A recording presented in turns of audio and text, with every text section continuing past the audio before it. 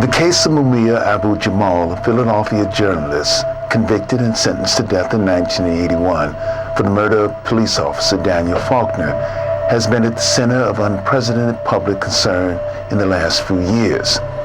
Many people believe that the trial which led to his conviction and death sentence was deeply unfair, and that a new trial is needed to fairly assess Jamal's guilt or innocence. This call for a retrial has been the centerpiece of many marches and demonstrations in the United States and around the world. At the same time, the largest police organization in the country, the Fraternal Order of Police, has launched a vigorous campaign to have Mumia's conviction and death sentence carried out as quickly as possible.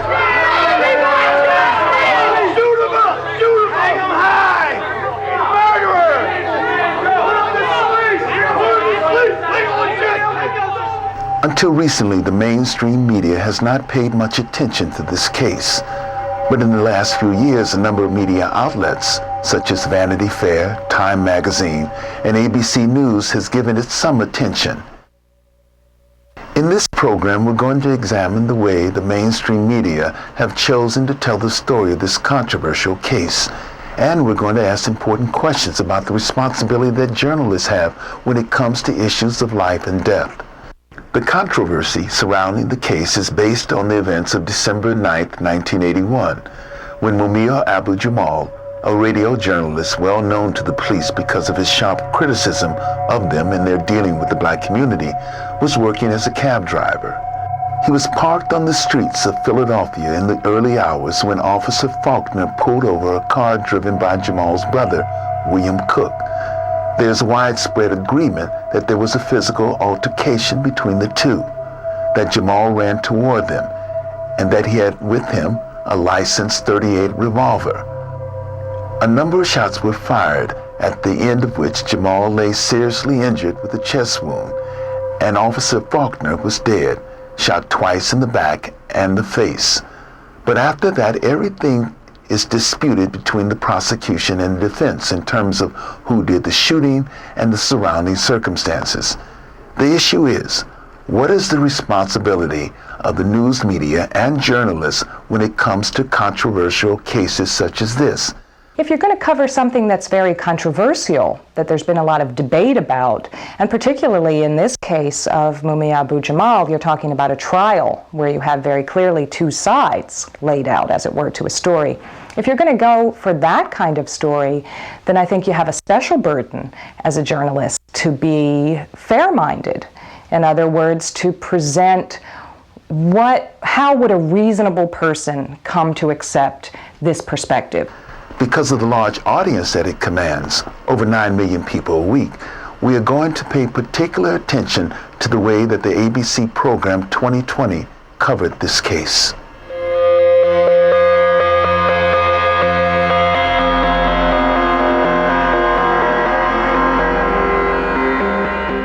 Is this man a cold-blooded killer or America's last political prisoner? Prisoner, the compelling story of Hollywood's unlikely hero.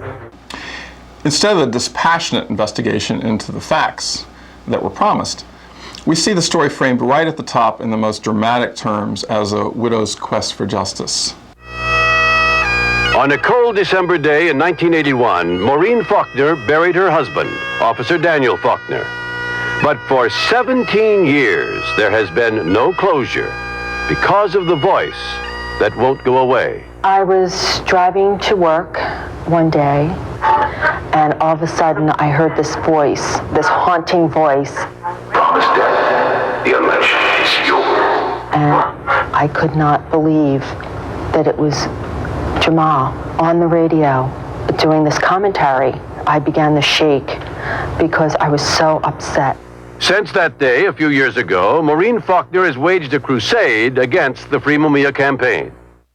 Now, there's no doubt that Mrs. Faulkner deserves our sympathy, as would anyone losing a loved one, including Mumia's family. But what we want to consider here is her critical role in this story as a rhetorical device. It's important to understand why she's portrayed here as part heroine and part damsel in distress. It may be because she's a far more sympathetic character than the Fraternal Order of Police, for instance, the organization which is the real power behind the national campaign to execute Mumia. Now, to make a good fairy tale, of course, with reporter Donaldson gallantly coming to the widow's aid, we must have a villain set against her cause. And in this case, the person who is cast in that role is the lawyer then handling Mumia's appeal, civil rights attorney Leonard Weinglass. To hear from people on both sides of an issue is basic journalism. But what's unusual in this case is that Maureen Faulkner, as spokesperson for one side, is given the privilege of characterizing the other side without being challenged. Leonard Weinglass is a liar. Maureen Faulkner is the slain officer's widow. Have you looked over the evidence that Leonard Weinglass says would prove that Jamal was innocent? Yes, I have. There's no substance to it? No. He has duped the world into believing that this man is a political prisoner and is innocent of the crime charged, when that is not the case. There's this presentation of this as a kind of David and Goliath story in which the prosecution, people who support the death penalty for Mumia, believe he killed Daniel Faulkner. These people are a small band of people who are fighting this more powerful and larger force.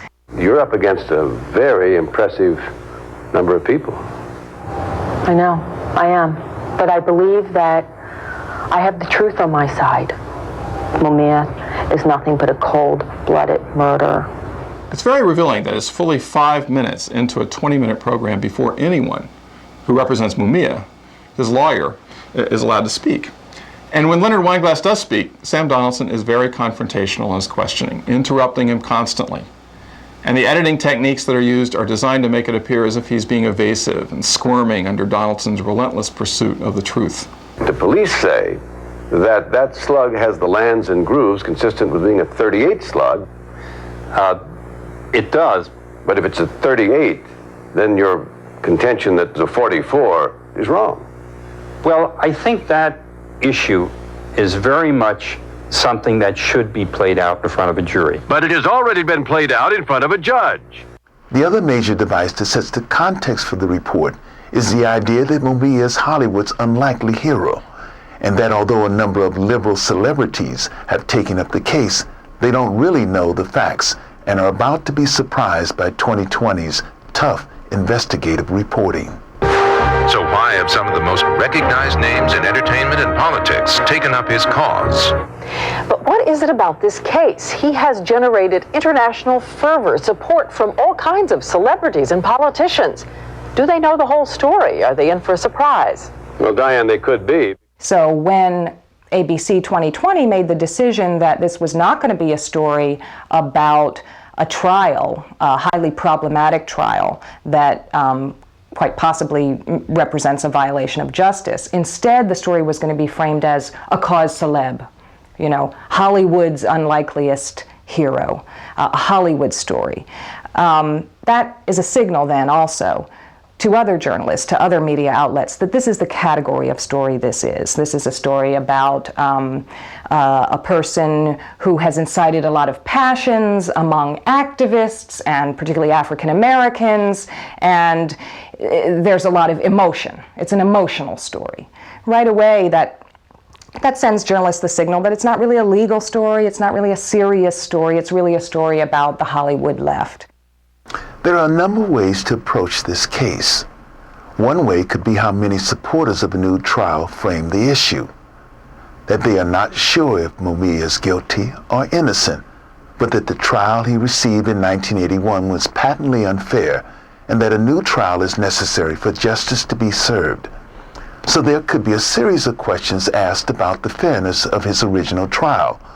Or you could ignore the issue of the fairness of the trial and concentrate instead on asking whether Mumia is guilty or innocent of the crime. In a controversial case such as this, a responsible journalist might give equal time to each of these issues. What does Sam Donaldson do? He ignores the issue of the fairness of the trial and adopts instead the prosecution case.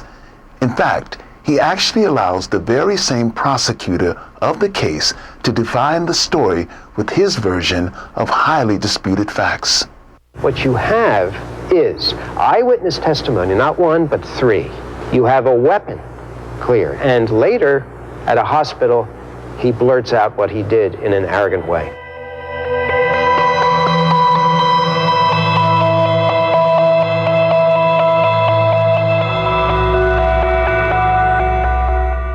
It is clear that 2020 has accepted the prosecution's overall frame as a way to approach this case. But within this, there's still a lot of room to make sure that both sides of the argument about what happened that December night in 1981 are presented fairly. On the question of witnesses, for example, the prosecution and the defense present very different arguments.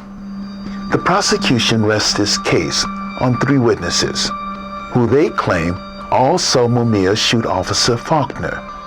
In contrast, the defense presents 5 other witnesses who saw something different.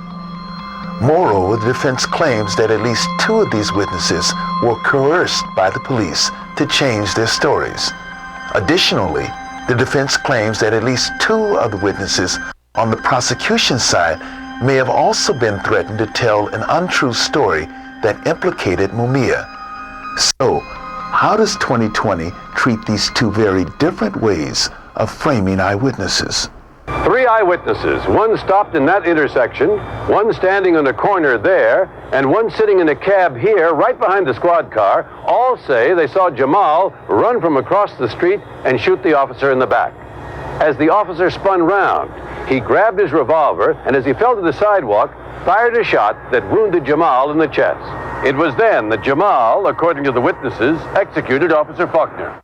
Nothing more is said about the prosecution witnesses, other than they all saw Mumia, in Donaldson's words, execute Officer Faulkner. Is this true?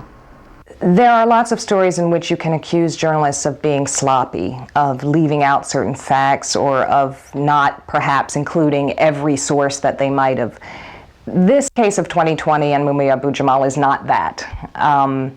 This is an instance in which direct lies are made, statements which are simply not statements of fact. All 3 eyewitnesses say they saw the same thing. That's simply not true. Given that only one witness, Cynthia White, claims to have actually seen the entire incident, including Mumia shooting Officer Faulkner, a good journalistic question would have been, does this witness have any motivation to tell something other than the truth? Well, they actually had only one witness who said that she saw everything from start to finish and that Mumia shot the officer first. Of course, that's Cynthia White, and she had 38 prior arrests and 3 pending cases. We found out that the 3 pending cases were never prosecuted. We found out that in 1987, 5 years later, when Cynthia White was arrested, she was released on bail for a serious charge, never returned to court, never was rearrested on a warrant. We found out that her boyfriend, who was also her pimp, when he was arrested, he was released at her request as well.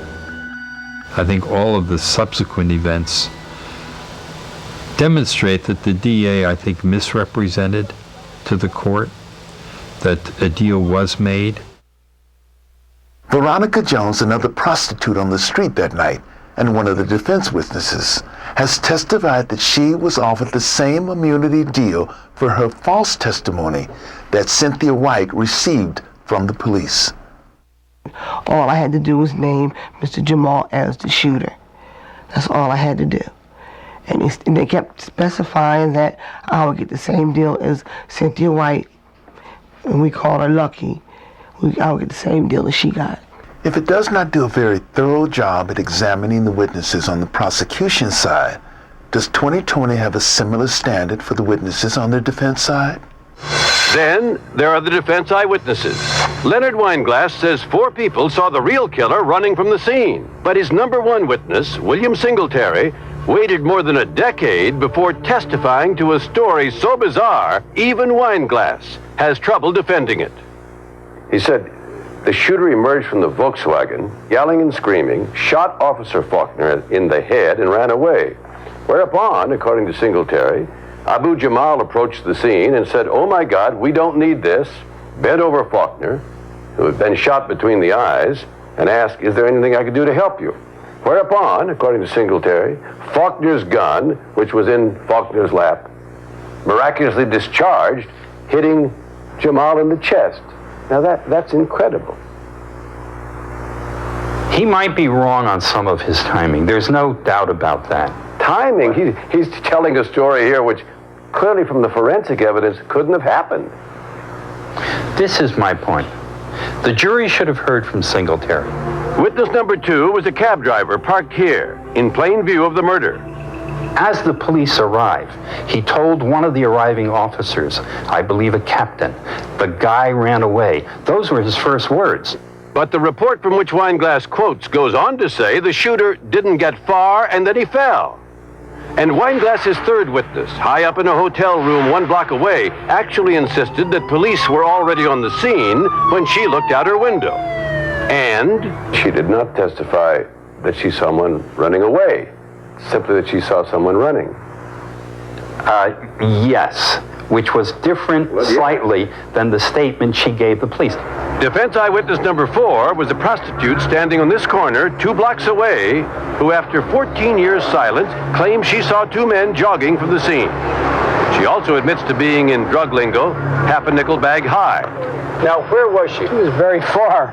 She was, I mean, really, it's actually 2 streets. I'd say it's beyond a football field. You mean she's as far away as our camera? I can't even see the camera. In contrast, Prosecutor Joe McGill's 3 key witnesses were all within 50 feet of the shooting, and they gave essentially the same statement to 3 different police officers within 30 minutes of the murder. The questions that Donaldson poses may be fair questions, but they are presented in a hostile way that seeks to totally discredit the witnesses. Here is Leonard Weinglass presenting the defense version of these same witnesses. In terms of what happened that night and who was the shooter, there were 5 witnesses who reported to the police that night or shortly thereafter that someone ran away. They all have that person running or persons on the same side of the street in the same direction. Either 5 people who were not together and didn't know each other, were in different parts of the street, were hallucinating about the same event, or the shooter did in fact run away. Now, one of the things 2020 could have done was to actually go and interview these witnesses. They're not difficult to find. In fact, John Edgington, who produced the film on the case, did precisely that and talked directly to a number of them. Here's a segment of his interview with William Singletary, a local businessman and Vietnam veteran. The police officer stopped the car, jumped out. The gentleman in Volkswagen met him. They had a brief confrontation. The cop had the guy to go up against the wall. As he went up against the wall, they was back and forth, verbal, talking back and forth, back and forth. And a guy was in the car, passenger. He jumped out, hollered some obscenities, and the police officer turned as if to say to him, get back in the car or something. And the guy pulled a handgun. And when he reached in his pocket and pulled a handgun, I just went behind the little thing there at the subway to get cover more or less because I figured it was a gun. And I heard a popping sound. I ducked. I saw the cop turn around, then I saw the guy point the gun directly at the cop's face.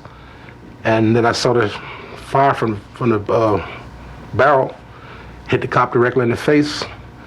The guy turned around, looked at me, and then he turned the other way, placed the gun in the Volkswagen, took off running east on Locust Street. Another person appeared, and he asked me where was the guy driving the Volkswagen. I said he took off running down the street. He says, what happened here? I said, a police officer got shot. He said, oh my God, we don't need this. He walked toward the police officer, threw his hands up in the air, and as he leaned over to ask the cop, he says, is there anything I could do? And the cop's gun discharged, hit him in his chest, knocks him against the Volkswagen. Another key defense witness that John Edgerton spoke to was Veronica Jones. I happened to be on the corner of 12th and Locust, and I heard gunshots. We were standing there talking, I heard gunshots. I looked around the corner, and to my left angle, I saw a white male falling, a white person falling. I didn't know it was male or female. And I seen two black males jogging away from the scene. That's what I saw. What is significant is that neither William Singletary nor Veronica Jones gave this testimony at the trial. As a result, they both say of police intimidation. Here's William Singletary describing his experience that night at the hands of the Philadelphia police. I remember clearly what I wrote, exactly what I told you, what I saw. I wrote it, and they said it wasn't good enough, it wasn't correct. They destroyed it, and I wrote it again. I did this over repeatedly for 4 times I did this. It was like 2 or 3 pages each time, and they would destroy it each time. I was threatened to be beat up. My parents were going to be harmed. My business was going to be destroyed. Everything that I worked for all of my life was going down the tubes. I was told, basically, this guy's not worth it. He's a scum of the earth. I don't know why you taking up for him. You know, we know who did the shooting. Look, we got this guy. We're going to put him away. You're going to do what we tell you to do, or you won't be no good in the city. I wasn't going to let them beat me up, you know. But I knew if I hit one of them or something happened, I'd go to jail for some other charges or something I hadn't done. So when he gave me the offer to write something, I wrote, you know, he told me what to write. He told me word for word, that's what I wrote, that's what the guy typed on the paper. I signed the paper, 2 sheets, and I left. As I left, I felt like a lady would have felt if she was raped. I just felt violated. I knew what I did wasn't right. I knew everything that I had stood for was down the tubes, and I felt real bad about it. And I knew this other person was being wrongly, falsely accused for something he didn't know. He never knew what happened.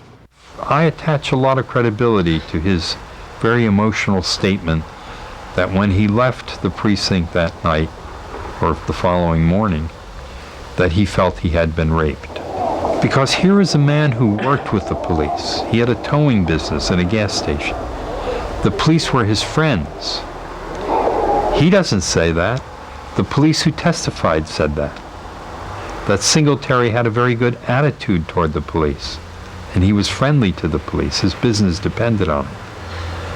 And yet he was abused and mistreated that night. So if you were to tell this story with any sense of journalistic fairness, you would allow the defense to point out that rather than 3 witnesses, the prosecution only has 1 witness who claims to have seen the entire sequence of events, including Mumia twice shooting Officer Faulkner. And she, in fact, had very good reasons to give the police the story they wanted to hear. On the other hand, the defense has 5 witnesses who say they saw someone running away, and 1 person, William Singletary, who says he saw everything, including the shooter running away. Singletary also says that the key prosecution witness, Cynthia White, could not even see what happened from where she was at the time. And these people have no reason to lie.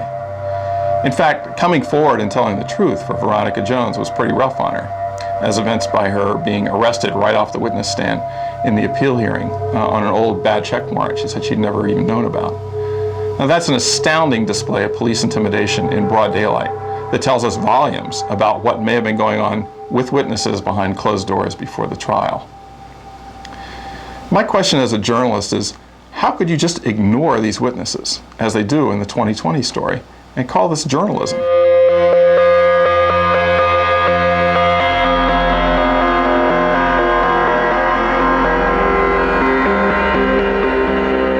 The second plank of the prosecution's case is the ballistics evidence.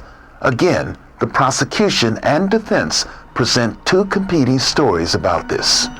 The prosecution rests its case on trying to prove that the bullet removed from Officer Faulkner's gun was a .38 caliber bullet, the same caliber as Mumia's gun found at the scene. The defense case rests on a number of points. First, two key tests: whether Mumia's gun was fired that night and whether Mumia had fired the gun, that are routinely conducted were for some reason not done. Second, the police pathologist who removed the bullet from Officer Faulkner's body in his notes described the bullet as a .44 caliber bullet, not a .38 caliber bullet. Third, the police expert at the trial said that he could not match the bullet to Mumia's gun. And four, two fragments of the bullet had gone missing, making it difficult to draw any conclusions from the available ballistics evidence. So how does 2020 treat the issue of the ballistics? Jamal's supporters say the bullet that killed Officer Faulkner was .44 caliber, not a .38 like the gun found at the scene. The fact that no ballistics tests were done, which is pretty stupid. But ballistic tests were done and proved the bullet was fired by a .38 caliber revolver. The claim that the bullet was a .44 rests solely on a hasty note scribbled by a pathologist at the autopsy. However, the pathologist later testified that he had no expertise in ballistics, that he had only been guessing. The police say that that slug has the lands and grooves consistent with being a .38 slug. It does.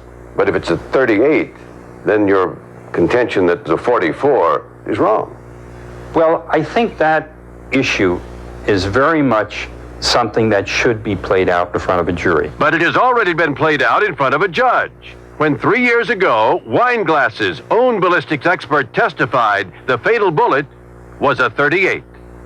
The caliber of the bullet is not central to Mumia's defense. What they didn't say was that when the police expert testified at the trial, he said he could not match that bullet taken from Faulkner's head to Mumia's gun. That was their expert. And he said he couldn't do that because, in his opinion, the bullet was too degraded to be matched. So while in the program they're talking about the caliber of the bullet being the same, they are omitting the fact that the police expert said he could not match the bullet to Mumia's gun because of the condition of the bullet. One of the ground rules that journalists learn early and often is that, to be fair, you don't quote your sources out of context in a way that makes them seem to say something different than what they intended. The fact that no ballistics tests were done, which is pretty stupid. Now, Donaldson knew that Asner here is referring to the two standard tests that, for some unexplained reason, were not done on the scene that night. First, to determine if Mumia's gun had been fired, and second, to see if he had fired a gun. And yet, by altering the context of the quote, it's framed as though Asner is talking about the later lab test on the incomplete bullet, which he knows very well were done. But ballistic tests were done and proved the bullet was fired by a .38 caliber revolver. In journalistic terms, this kind of out-of-context manipulation is the equivalent of lying. Actor Mike Farrell was interviewed along with Ed Asner by 2020. He describes how Sam Donaldson used this segment of their talk. Ed knows ballistics tests were done. What he was referring to was the simple sort of primary ballistics tests, the sniff test, the paraffin test, that weren't done. And I jumped in to explain that. But of course they left my explanation out and just used his line. And it's a way to set people up, make them look like they don't know what they're talking about. Ed Asner was absolutely right. They didn't test the weapon, and they didn't test Mumia's hands. And there's no explanation for that. They lost a key fragment of the bullet. There's no explanation for that. The pathologist said the bullet he removed was a .44 caliber bullet. There's no explanation for that. Does this ballistics evidence add up to proof of guilt, or does it add up to reasonable doubt? The ballistics part of the case favors Mumia very strongly, and yet in the program they treated it as if it favored the prosecution.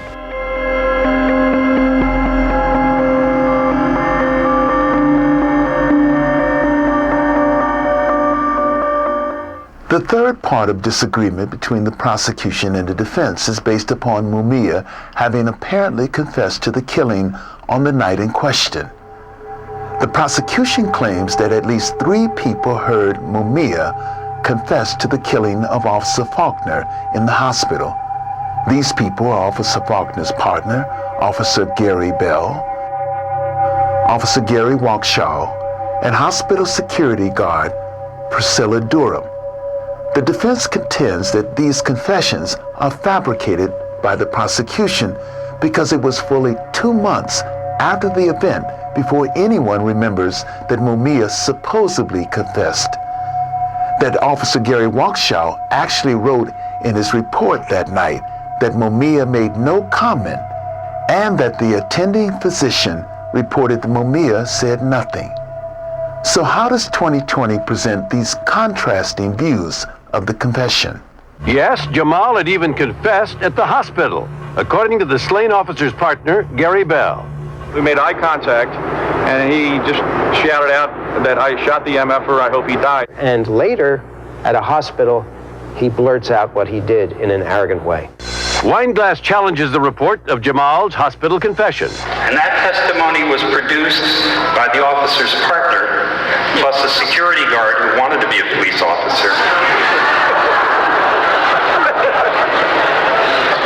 More than 2 months later, they remembered that Mumia had said that. It is a fact that the confession surfaced only after 2 months, and that one officer present originally reported the Negro male made no comments. But hospital security guard Priscilla Durham told the jury she reported it to her supervisor the next day. And another security guard, James LeGrand, says he too heard the confession.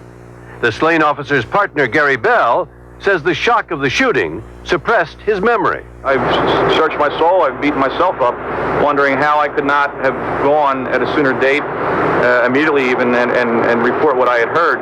Finally, if there was a plot to fabricate a confession, then it had to include at least the 8 people involved in reporting and investigating it. An idea rejected by 2 separate appeals courts in the last 3 years. 2020 treats this fantastical confession as fact. Officer Bell gets to repeat his statement twice, and then is given a chance to explain why it took him 2 months to remember that someone confessed to his partner's murder on the night of the crime. I'm sorry, a police officer, 2 police officers, heard this man confess and didn't think it was significant enough to mention it to anybody. The security guard didn't mention it for 2 months because she said she didn't think the police would think it was important. Any audience, the American audience that watches The Practice, would say, "Boo! What? What are you telling me? These guys are making this crap up, and they're trying to rig this trial." Well, of course they're not. If the intention of 2020 is to paint Mumia Abu-Jamal and his supporters as a bunch of crazed left-wing murderers and apologists, they're not going to ask the question that way. If, on the other hand, they want to get to the truth, that's of course the question they'll ask. It's hard to believe that with Mumia allegedly confessing to having shot Officer Faulkner in the hospital, Officer Faulkner's partner, Officer Bell, did not report that confession which he claimed he heard for 63 days. That is just an unbelievable set of circumstances. Defense's contention that Mumia said nothing that night is also confirmed by the doctor who attended him. You know, it's curious that this doctor somehow doesn't turn up in 2020's in-depth 4-month investigation. I was with Jamal from within a moment or two of him being brought into the emergency room, throughout his entire time in the emergency room and on into intensive care unit, and he neither made any confessions to me, nor did he say anything that would be even remotely in the way of a confession to any other individuals once I was in his presence. The bumper before they came back for one segment said, could a police officer have forgotten a confession? Could a police officer forget a murder confession?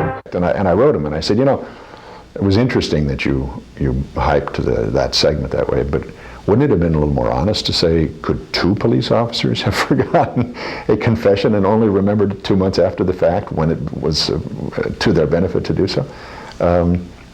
You know, it's just, you get used to cheap tricks in my business. You get used to people without integrity.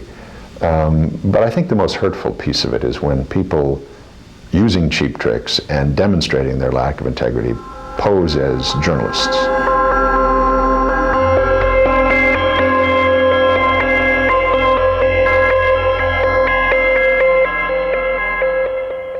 The idea of framing has a couple of different meanings.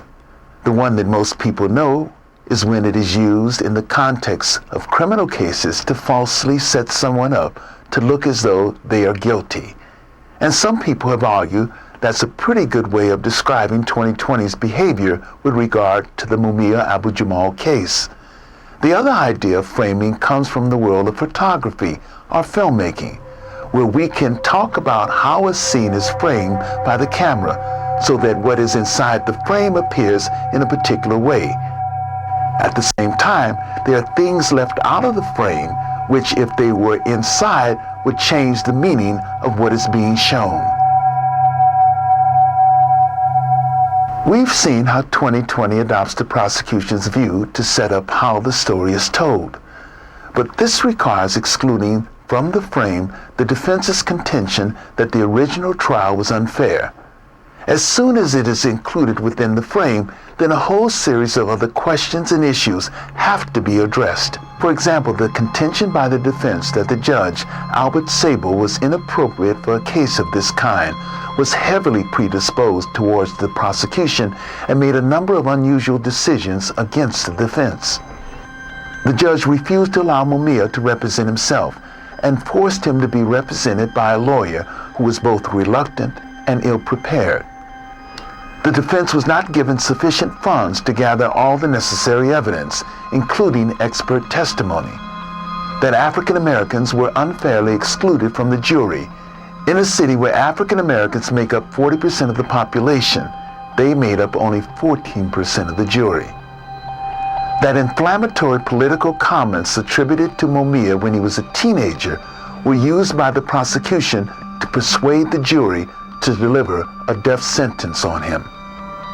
Because of these irregularities, Amnesty International has concluded that numerous aspects of this case clearly failed to meet minimal international standards safeguarding the fairness of legal proceedings, and believes that the interests of justice would best be served by the granting of a new trial to Mumia Abu-Jamal. I don't know if Mumia Abu-Jamal is guilty or innocent. I don't know what happened on that night in Philadelphia. And very few people do, in fact. You know, there is a theory that the prosecution crafted, which they claim to have proven in court. But more importantly, if you look at the political context, the tone of the time in Philadelphia at that period, before and after, you understand the context of this trial. Kicking him on the head. Looking at how 2020 frames the issue of the trial is very telling. Here is the central issue that's motivated millions of people on this case. But 2020 devotes less than a minute out of a 20-minute story to the idea that the trial was unfair, and then only in the most general way. Ed Asner and Mike Farrell are not allowed to give any details. Remember, Donaldson's trying to portray them as know-nothing duped celebrities, so they have to be cut off if they start to sound knowledgeable. I just know that the trial stunk, and the police malfeasance is sufficient. Witness flip-flopping all over the place is sufficient. Ed Asner and Mike Farrell are just two of many Hollywood actors who believe the police, the prosecution, and the judge, Albert Sabo, stacked the trial against Jamal. And then, this is really bizarre, Donaldson says the problem with the trial was not that it was unfair, but that Mumia was unfair to the trial. For 4 angry weeks, Abu-Jamal disrupted the courtroom, humiliated his own chosen attorney, insulted the jury, and threatened the judge with violence. Another way in which the supporters of a new trial are discredited to 2020's audience is by inferring that they're almost like a religious cult. In fact, Donaldson actually uses the word disciple at one time to describe them. To his most zealous disciples, Mumia Abu-Jamal is a prophet. To call him a murderer is sacrilege. How long shall they kill our prophets while we stand aside? People are not just going to sit back and let another Malcolm X be murdered and another Martin Luther King. Just like Jesus Christ, they were all freedom fighters and they were all killed by this government. The job of 2020 was deemed to be to paint the devil, Mumia Abu-Jamal, as the devil, and those of us who have fallen under his spell as being at least dupes, and at worst sort of co-conspirators with the devil. There's a lot left out of the 2020 story, but perhaps the biggest omission is not to even name the organization that is leading the call for Mumia's execution, the Fraternal Order of Police, the largest police organization in the country. Maureen Faulkner did suffer a great loss, and our sympathy should go out to her, but she is not waging this campaign alone. This individual assassinated a police officer in Philadelphia, and people such as Whoopi Goldberg, Ed Asner, Mike Farrell, Ozzie Davis, you have certain politicians who are sponsoring this benefit for a cop killer. This is probably the biggest campaign in this nation's history to execute someone, and it's being led by police. Was 2020 unaware of the FOP's role in the campaign to execute Mumia? Not hardly. I'm afraid neither ignorance nor sloppy reporting can really explain 2020's bias in this story. In fact, if you want the smoking gun, or perhaps the smoking pen, that shows ABC knew exactly what they were doing, and from whose perspective they were going to tell this story, you just have to look at the letter that they wrote to Pennsylvania prison authorities when they were trying to get an interview with Mumia. They said explicitly that they're working with Maureen Faulkner and the Fraternal Order of Police. So this was never really journalism to start with.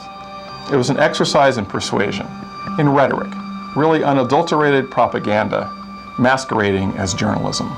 It really should be studied by journalism students, I think, to show how can you take a serious story which would allow serious investigation and could perhaps raise some very provocative questions about policy, about criminal justice policy, about prisons, and instead make a mockery of it.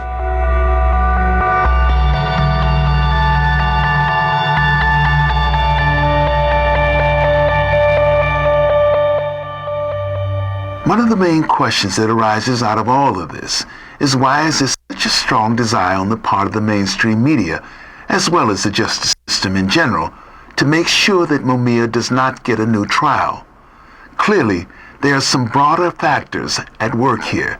I think the purpose of the 2020 video was in fact to establish the official, establishment, rational American liberal line, on what this particular case is all about. And I think that's necessary for two reasons. One is to head off those usually neutral Americans who don't like injustice, but who are not moved to do much about it unless it's something particularly egregious, and to keep them out of the support network, and to have them say, well, you may be concerned about this, but this is not a person worthy of your concern. Mumia Abu-Jamal is not the first case where a large international movement has been created around a prisoner. Angela Davis, now professor at the University of California, Santa Cruz, produced a similar reaction in 1970 when she was arrested and subsequently cleared on conspiracy charges. Well, I think that precisely because his case brings together so many issues, and potentially there is a huge terrain on which support can be developed. Potentially, those who would speak out against the death penalty, and we do see a growing movement against the death penalty. Not only are they a potential force of support for Mumia, but they can be radicalized. In California, 2 years ago, the International Longshoremen's Union shut down the docks from Canada to Mexico on the day that was designated a day of solidarity with Mumia Abu-Jamal.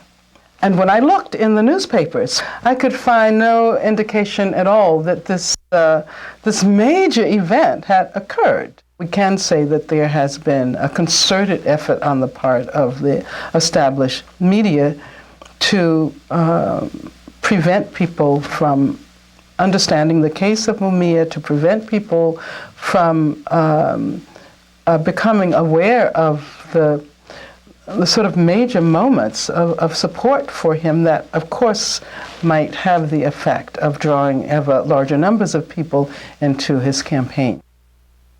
I think one thing that the society has learned since the 1960s is that you don't know where a movement will start. And the notion of everyday working class people in Montgomery, Alabama, starting a national movement based on sitting in the back and moving to the front of a bus is just ridiculous. I mean, you think about it. They didn't even ask to integrate the bus. All they wanted was to be able, if there were vacant seats, to move from the back over into the white section. Next thing you know, you have a nationwide movement with hundreds of thousands of people, you know, rocking the society to the foundations. And so Mumia may be one person, right? But who's going to take a chance?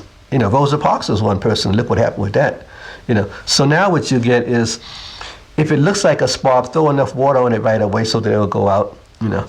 And I think the overwhelming and clearly way, way, way excessive response to the Mumia case on the part of the establishment is that this might be a spark, we're not taking any chances. The case of Mumia Abu-Jamal will reach some kind of conclusion soon as the appeals process works its way through the courts. And in fact, Mumia has recently broken his 20-year silence on the events of that night to reiterate his innocence.